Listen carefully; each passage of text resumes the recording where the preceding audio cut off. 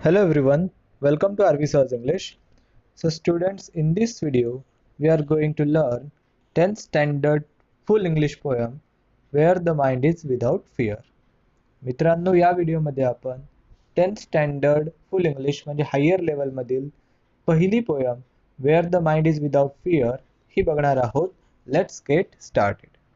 अतिशय फेमस अशा पोएट म्हणजेच रवींद्रनाथ टागोर यांनी ही पोयम लिहिलेली आहे आणि अतिशय छान असा मेसेज आपल्याला ही पोयम देते. डिरेक्टली पोयमला सुरुवात करूया आपण. Where the mind is without fear.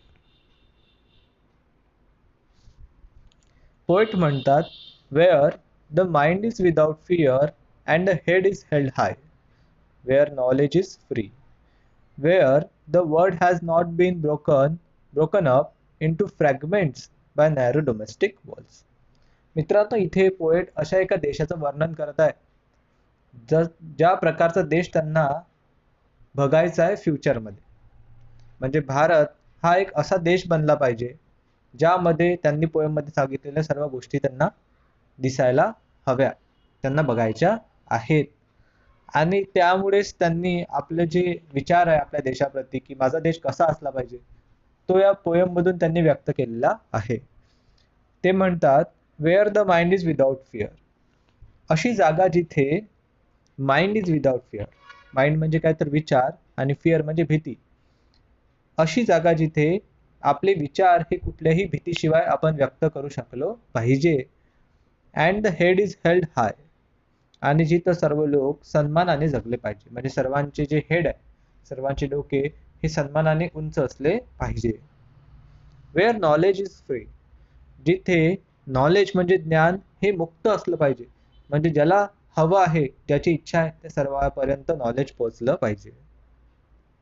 Wear the world has not been broken up into fragments of narrow domestic wall. आता नॅरो डोमेस्टिक वॉल म्हणजे काय तर एक प्रकारे जे भेदभाव आपल्या समाजामध्ये आहे, कास्टवरून, रिलिजनवरून, त्यानंतर वर्णावरून, म्हणजे सगळ्या प्रकारचे जे भेदभाव आहेत त्यालाच नॅरो डोमेस्टिक वॉल म्हटलेलं आहे, भिंती. आणि त्यांना अशा एका देशाची अपेक्षा आहे जिथं world has not been broken up, broken म्हणजे तुटलेलं, फ्रॅगमेंट्स म्हणजे तुकडे, हे जग अशा प्रकारच्या नॅरो डोमेस्टिक वॉलमध्ये तुकड्या तुकड्यांमध्ये विभागलेलं नसेल, असा देश त्यांना बघायचा आहे. म्हणजे जिथं कुठल्याही प्रकारचा भेदभाव नसेल. Where words come out from the depth of the truth, जिथे सर्व लोक सत्य बोलतील, सर्व लोक हे खरेपणाने जगतील, खरं बोलतील आणि आपल्या आचरणामध्ये सुद्धा ते सत्याचाच विचार करतील किंवा अंमलात आणतील. Where tireless striving stretches its arms towards perfection. आता इथे टायरलेस स्ट्रायव्हिंग म्हणजे काय तर मेहनत, कडी मेहनत, आणि स्ट्रेचेस इट्स आर्म म्हणजे वर्क्स टुवर्ड्स परफेक्शन. म्हणजे जिथे देशातील लोक हे आपल्या मेहनतीने आपल्या देशाला परफेक्शन कडे न्यायचा प्रयत्न करतील. म्हणजे ज्या देशात लोक एवढे मेहनती असतील की आपल्या मेहनतीने ते आपल्या देशाला एका उंच शिखरावर नेऊन ठेवतील. Where the clear stream of reason has not lost its way into the dreary desert sand of dead habits. Dead habits म्हणजे काय मित्रांनो? डेड हॅबिट्स म्हणजे जुन्या बुटसटलेल्या प्रथा परंपरा ज्या हानिकारक आहेत, हार्मफुल आहेत. तर अशा प्रकारे पोएट अशा एका देशाची अपेक्षा करतो जिथं क्लिअर स्ट्रीम ऑफ रिझन म्हणजे जो मुक्त विचाराचा प्रवाह आहे, नवीन विचारांचा प्रवाह आहे, हा या ड्रिअरी डेझर्ट म्हणजे या डेड हॅबिट्सच्या, या जुन्या बुडसटलेल्या प्रथा परंपरेच्या रेगिस्तानमध्ये, वाळवंटामध्ये सुकला जावा नको. म्हणजे त्यांची अपेक्षा आहे की हा जो मुक्त विचारांचा झरा आहे हा डेड हॅबिट्सच्या त्या वाळवंटामध्ये आटून जायला नको. याचा अर्थ मुक्त प्रवाह, मुक्त विचार जो आहे त्यांना स्थान असलं पाहिजे. आणि जुन्या प्रथा परंपरा ज्या की हानिकारक आहेत आपल्या समाजासाठी, त्यांच्यामुळे तो मुक्त विचाराचा जो प्रवाह आहे तो आटायला नको, तो संपायला नको, असा देश त्यांना आपल्या भविष्यामध्ये बघायचा आहे.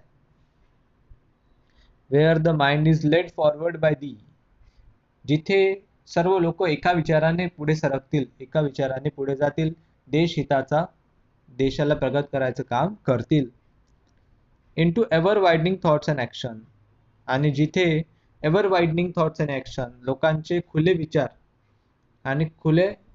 आणि ऍक्शन म्हणजे क्रिया, म्हणजे विचार आणि लोकांच्या क्रिया या एव्हर वाइडनिंग असतील, म्हणजे ब्रॉड माइंडसेट जिथे लोकांचं आपल्याला बघायला मिळेल, सर्व लोक खुल्या विचारांचे असतील. Into that heaven of freedom my father let my country awake. Poet म्हणतात की त्या हेवन ऑफ फ्रीडम मध्ये, स्वातंत्र्याचा तो स्वर्ग, जिथं कुणामध्येच जातीवरून, धर्मावरून, पंथावरून भेदभाव केला जाणार नाही, जिथं सर्व लोकांसाठी नॉलेज फ्री असेल, जिथं सर्व लोक प्रेमाने मिळून मिसळून राहतील, देशाच्या प्रगतीला हातभार लावतील, असा जो एक देश पोएट इथे इमॅजिन करत आहेत, त्या अशा देशाची ते कल्पना करत आहे, त्यालाच त्यांनी हेवन ऑफ फ्रीडम म्हटलेलं आहे, स्वातंत्र्याचा स्वर्ग. तर ते देवाला प्रार्थना करतात की into that heaven of freedom my father let my country awake. माझा देश अशा त्या हेवन ऑफ फ्रीडम मध्ये जागा होऊ दे, म्हणजे भविष्यात माझा देश असा बनू दे जशी अपेक्षा त्यांनी पोएम मधून व्यक्त केलेली आहे. हे त्यांनी शेवटच्या लाईन मध्ये आपल्या सर्वांना सांगितलेलं आहे. आणि तीच त्यांची प्रार्थना सुद्धा आहे देवाला, की असा एक देश माझा, अशा देशामध्ये माझा देश जो आहे तो परिवर्तित होऊ दे. सो एक खूप सुंदर पद्धतीने त्यांनी आपल्या अपेक्षा त्या मांडलेल्या आहेत या पोएम मधून. आणि एक मेसेज आणि एक लीड करणारी अशी ही पोएम आहे की प्रत्येकच देशाने जगामध्ये असं असलं पाहिजे. मित्रांनो, आय होप तुम्हाला ही पोएम खूप चांगल्या प्रकारे समजली असणार. समजली असल्यास नक्की व्हिडिओला लाईक करा, मित्रांबरोबर शेअर करा, नवीन असाल तर सबस्क्राईब करायला विसरू नका. I will see you in another video. Till then, take care. Goodbye.